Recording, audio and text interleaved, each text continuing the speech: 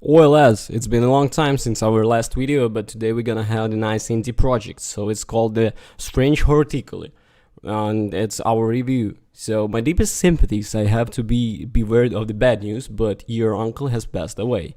I offer you my condolences during this trying time. I also offer you the information surrounding his known weapon nursery, Strange Horticulture. You see, it's been left unattended in the wake of his passing, and as you next of kin, well, the story is yours. Don't forget and don't worry about the green thumb, as you find everything you need to run the shop of the corner, including the lowly black cat, Hellborn.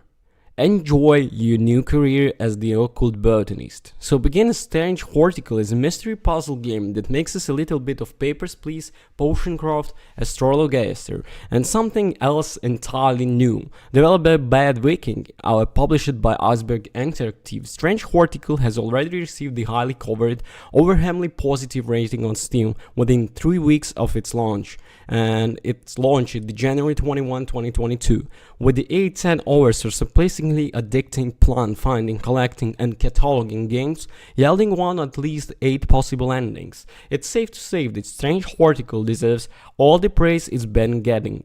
As previously mentioned, players take and enroll a new, minded and utterly experienced plant shop owner. Luckily, most of the patrons can name the plants they needed, and the reference book in your possessions hold the knowledge to pinpoint exact demands.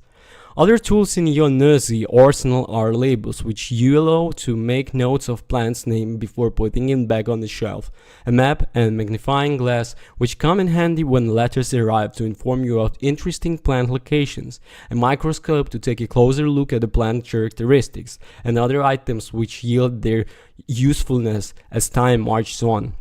Running Uncle's shop isn't so hard after all.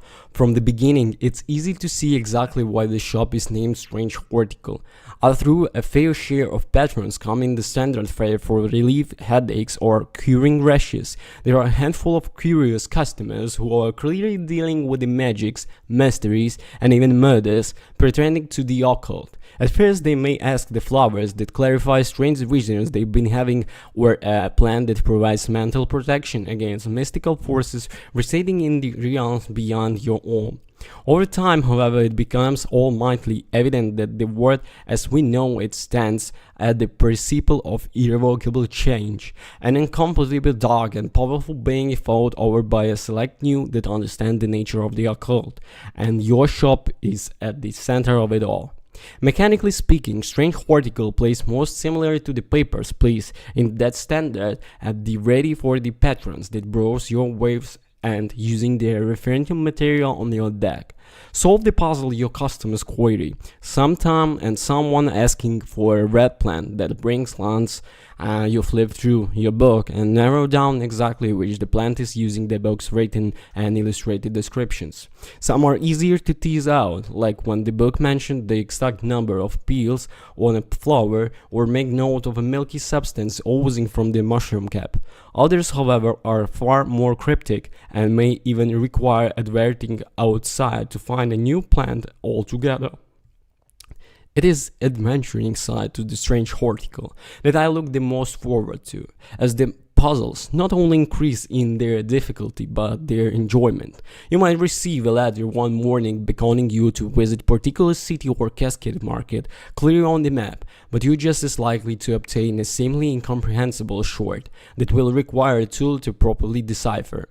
These puzzles are by far of the most rewarding entire game. They're completely making you feel like a vegetable and a variable genius for solving them and bringing home as the new plant as you reward.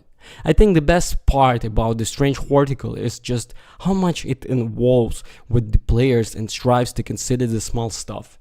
Tiny text a problem? You can use the scroll wheel to zoom in, just identify the plant. Use the color codes labels to remember its name, then put it to one of the many shelves in your order desire. Suddenly notice some weird inscription on your desk or come across a plant that rings a bell into your directions. While perfect timing, those items come into play as soon as they are perceived, making the game feel more just coincidental but actually, well, that's magic. I don't really have many complaints for the game. I know it's early in the year, but so far Strange Horticulture is the bar which I'll call GOAT 2020 games shall henceforth be judged. But I admit I have the trouble keeping up with the story in terms of which characters will align to what faction, the importance of keeping them alive, and picking up the pivotal cues that will critically affect the narrative. Strange Horticulture requires a lot of parsing through text, looking through a microscope, and then testing a plant at people and hoping it's the right one, that it's hard then immediately shift gear and take in story information. I absolutely adore the gameplay of the Strange Horticulture and the deep, mysterious world it resides in, but fully understand the story expect to play the game on the second or a third time, it's a bad thing.